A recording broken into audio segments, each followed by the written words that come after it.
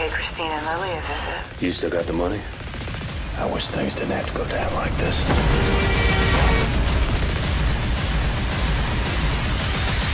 They want blood. Hey, Jeff. Andrew, good afternoon, good morning. I mean, it's early. No, I'm in London at the moment. So, yeah. So where are you? I'm in Las Vegas. Oh, Vegas, eh? Oh, cool. Yes. You're in London. Yeah, I think I went down to when I was there once in Soho, and there was a little gambling. It said Little Las Vegas. There's a place down there that says Las Vegas. I remember. Yeah, Soho here is cool. I'm back and forth here at the moment. I've been back and forth between Dublin, London, LA, and Palm Springs for the last 2 years. So, Wow. You've been traveling a lot, haven't you? yeah, it's cool. It's just we did the post on this movie and the previous movie I did, Zone 414, in Dublin with a company called Windmill Lane, who've been amazing. So it's worked out very well. They do all the posts, soup to nuts, and it just works great. You know, I know them from a long time ago. Before I went to the US, I learned everything about post in Windmill Lane. You know, Excellent. so, Well, man, thank you so much for joining me today to talk about One Way. You know, I'm a film noir fanatic. I'm a classic film fanatic, a neo-noir too. And this movie has, you know, mobsters, bags of cash, drugs, femme fatale. I mean, Freddie even reminded me of a bleeding Walter Neff from Double Indemnity, you know? So, so I just wanted to tell you right off the bat how incredible the style and the action is in this movie. So as a classic film fan, I just love what you did with it. And I just wanted to, you had to be a classic film fan. Are you a film noir fanatic? I'm really glad, you know, I mean, I'm proud of this movie. You know, we worked hard on it. The noir, I don't know why. I mean, it's mysterious, it's dark, it's dangerous, you know, it's a style of filmmaking that must have affected me. Also the German expressionists, you know, the German expressionism, I'm trying not to be what's the word, pretentious, but it's just, I'm just, because I come from a world of design, film design, and then into directing and stuff, and I don't know, yeah, it's just very moody, creating these worlds of danger, and but they have to be relatable, right? So the journey is very relatable. A guy trying to save his family and just trying to do right by him, coming from the wrong side of the tracks, and it's a bit of a triumph of the spirit, you know. You just triggered something. One of the first things that influenced me when I read the script, well, it was the Safdie brothers' Good Time I'd seen on a plane back to LA, and I called the producer and said, okay, I'll do this. This is great.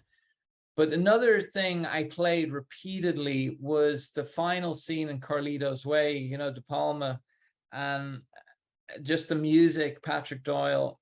I played it a lot. It influenced me a lot. Just that, the intensity and the stress. So, you know, I mean, De Palma is like the modern noir master, right? So, oh, absolutely, yeah. You know, Dress to Kill, and even I know Carlito's Way very, very well. So yeah, you're in good company. You know, I went to film school. I'm a film, you know, classic film historian and everything. So we're geeking out here, Andrew. So don't know, you're not being pretentious. No, it's cool. I mean, I try not to over intellectualize. I'm not like I grew up with genre cinema, Bonds, you know, lots of entertainment cinema, you know, and so that's where I come from. And, you know, with De Palma, I've just realized that, you know, his technique is so extraordinary. And there was times on the bus where even Coulson and myself pushed each other. I think we came out of One Way, myself as a better filmmaker and him as a better film actor, and we went into it. I think he's a very talented actor. I noticed him in The Dirt years ago, and it's sorry, but he pushed, and I experimented a lot on the bus just to keep it fresh with the shots, and I just like doing that. And maybe it ties into that with the modern technology more so than when De Palma was at his high point, when it was film, negative, and big cameras and stuff. But with digital, you can experiment a lot. And I did that on this movie, which is very comfortable for me. So it's a film that's, I feel I've authored it quite well. It's very much my kind of movie. It very much says what I do, and I'm really proud of it. You Well, know. if anyone had doubts about Colson Baker and a star in the making, Freddie, this petty criminal, the role Mhm. seems so tailor-made for him as a man on the run. This guy has a Yeah. promising career. I mean, were you just as surprised too, just his range in this movie? No, I'm not surprised at all. Like, I mean, I saw him in The Dirt. I wasn't interested in his music thing before. I saw him in The Dirt. I said, that guy's a talent. My manager, Jib, had cast him in a Western with Sam Worthington. I said, that's a real smart move. This guy's really good. When this thing came up, I was like, I want Colson. And he jumped on this right away. He said he read it in 45 minutes on a plane. And he got off the plane and he's like, I got to do this movie. He jumped on the call to me. He was in right away.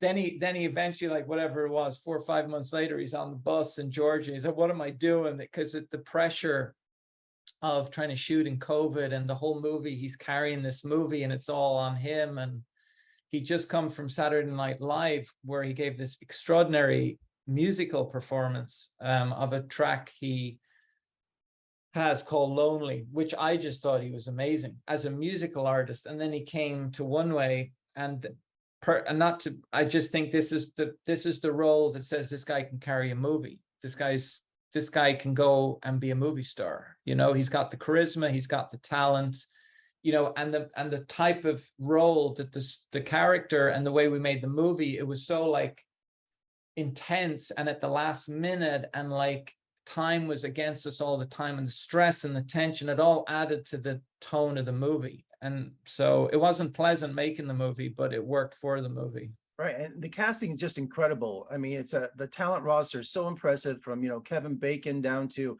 I mean, Travis Fimmel. I mean, this guy is always surprising me.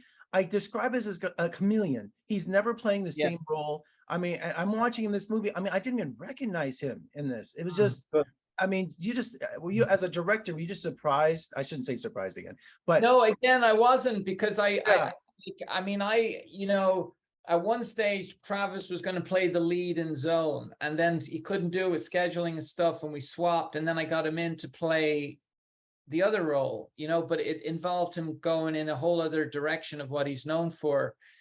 And then with this role, I don't want to give too much away, but I just had a concept. I knew right away. He was the first one he's the first one I went to, and he came in right away on Will. And he's brilliant. I think he's great. Like, I think he's brilliant. Travis has to fight against this pretty boy image, I suppose, from the modeling days and all that carry on, not dissimilar to Brad Pitt or whatever. But this guy, like, he's a serious actor. He's a really gifted actor. It's a great relationship we have.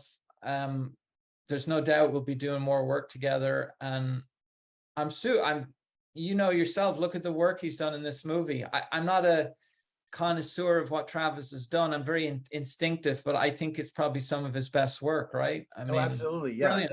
And not only that, I kept thinking, as a director, what were some of the challenges shooting on a bus? I mean, in terms of coverage, I mean, were there many discussions on, because you're shooting in seats, you're shooting in aisleways, and you're shooting straight up to travel sometimes. So I'm like, I mean, I just think logistically that must have been a challenge. Oh, it was. I mean, the fact that we're in the age of digital, and we use these tiny little Sony Venice cameras that are low, they work great in low light, and you're able to move them around. And I'm very experimental. But Colson said in an interview there when we're doing the movie, it's like, well, and I don't want to be pretentious again, but he said, oh, well, Kubrick had like multiple hallways in The Shining, and Andrew only has one. And it was like, well, that's pretty cool. I mean, it has that, it's like this endless, like the bus and the hallway, or whatever you want to call it, in the bus aisle, is like this journey this character goes on and transcends. It's but I don't know, I was never scared about it. I really wasn't. All I cared about was getting the right actors for these characters. I identified with, and Colson as well, we both can get quite anxious. I understand anxiety. we understand stress. So we just poured all that into, and of course the environment making the movie was so stressful and anxious because of COVID and everything. It just kind of served. So I don't know. I was never that nervous about it. And then I experimented further and just made this space work. But maybe also it helped the fact that I used to be an art director, a production designer. So I know space and how to work it and how to make it, you know, it's almost like make a theatric, what could have been a stage, a very stagey, you know, theater play kind of scenario, and make it cinematic. But that to me is exciting. So it doesn't worry me. I hope I engaged you, right? Oh, absolutely. Visually, your movie demands more than one viewing, especially for a film fan. You know, Right. so congratulations on a great neo-noir, and just I was so excited to see Machine Gun Kelly break out finally, because this man's going to be a star, and just brilliant all the way around. Thank you so much for joining me today. I really appreciate it. My pleasure, Jeffrey. We need all the promotion we can get, because, you know, we're not like a $50 million Warner Brothers picture. That's why I'm here today, Andrew. I'm going to shout it from the mountaintops. Don't worry about that. Thank you so much. Thank you, sir. Appreciate it, man. Thank you. I'm glad you enjoyed it. Take care.